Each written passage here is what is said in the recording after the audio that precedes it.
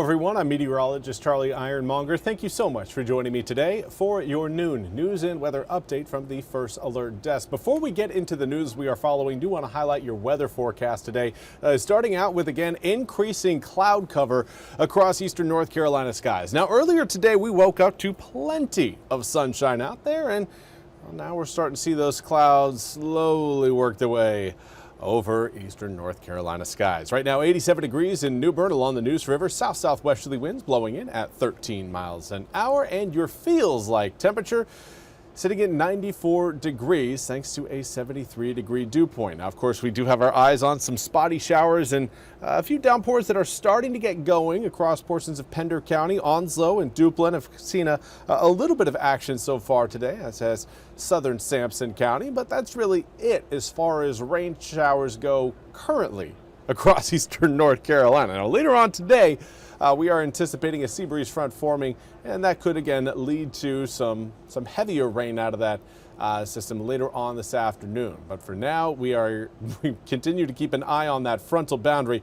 that's set to roll in late tonight through the day tomorrow before exiting early Thursday morning. There's a look at that low pressure system that will develop along that frontal boundary, working its way over the east as we head again through the morning hours of your Wednesday, and then finally pulling away as we wake up for your Thursday morning. Now, currently out your door, air temperatures right now in the upper 80s to low 90s. Some of us still in the mid 80s, closer to the water. Oriental right now reporting an 84-degree air temperature, as is Ahoskie. We've got 85 in Hatteras, 86 in Rocky Mount, Goldsboro, Kenansville, as well as Beaufort and Plymouth.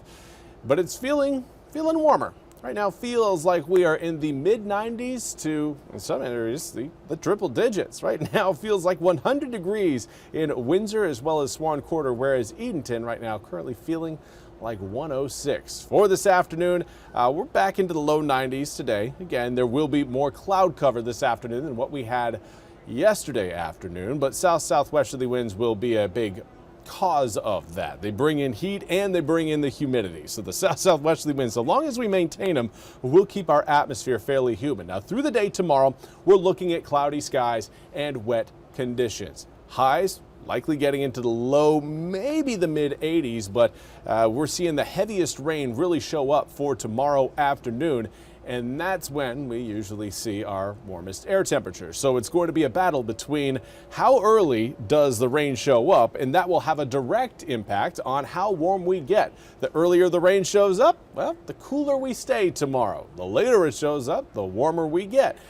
I'm certainly rooting for an early arrival time for a lot of those rain showers. Early on in the morning, we may have a few sun breaks, but as you can see, as we head towards the lunchtime hour, here's 1 o'clock, and we've got heavy rain from I-95 extending all the way back towards the Pamlico Sound, and then that boundary again just continues to work its way eastward across the region. Now, there will be some lingering showers early Thursday morning along the coast, but I'm not anticipating much lingering through the day. Just some maybe early morning showers as you wake up along the Outer Banks, but by the time we get to around 9-10 a.m. on Thursday, we're looking again at dry, sunny weather.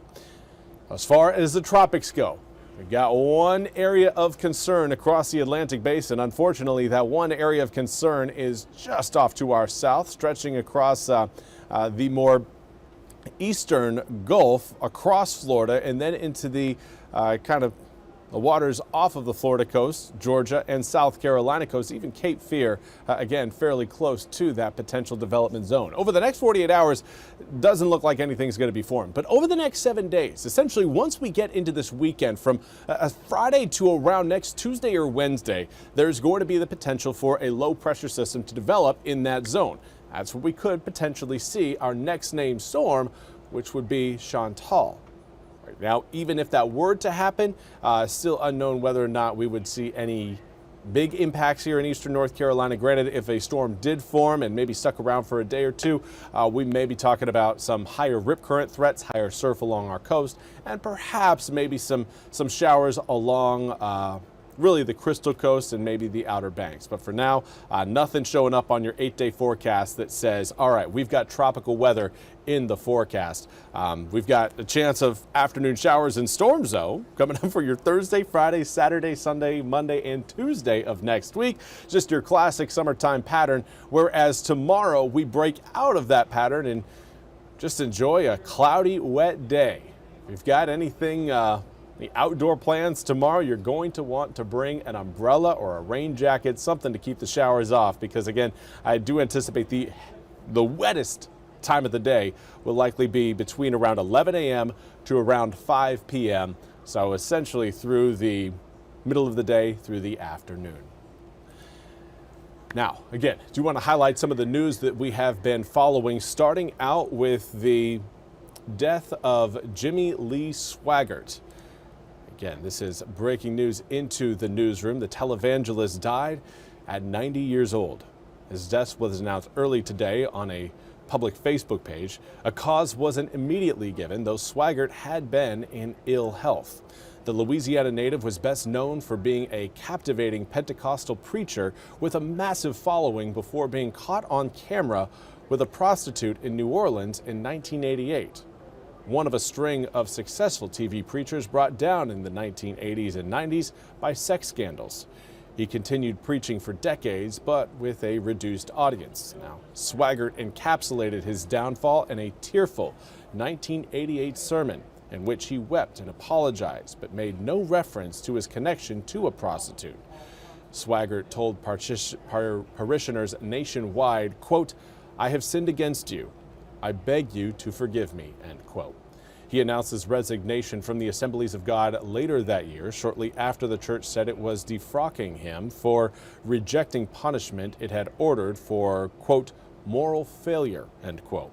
The church had wanted him to undergo a 2-year rehabilitation program, including not preaching for a full year. Now, Swaggart said at the time that he knew dismissal was inevitable, but insisted he had no choice but to separate from the church to save his ministry and Bible college.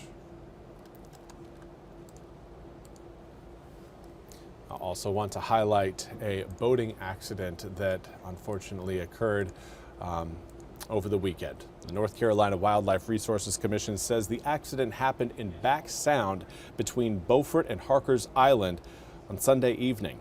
Officials say Scott McComas was trying to free a boat that was stuck on the sandbar owned by AB Water Sports in Atlantic Beach. This is when he was hit by a propeller. The Harkers Island Fire Department and the U.S. Coast Guard were called to the accident. McComas died while crews were taking him to the hospital, according to officials. And officials also said his body was taken to Carteret Healthcare. That's all we have time for today's noon news and weather update from the First Alert Desk. I want to thank you all so much for joining me today. We'll be back with more news and weather coming up at the top of the hour. Until then, I hope you all have a wonderful Tuesday.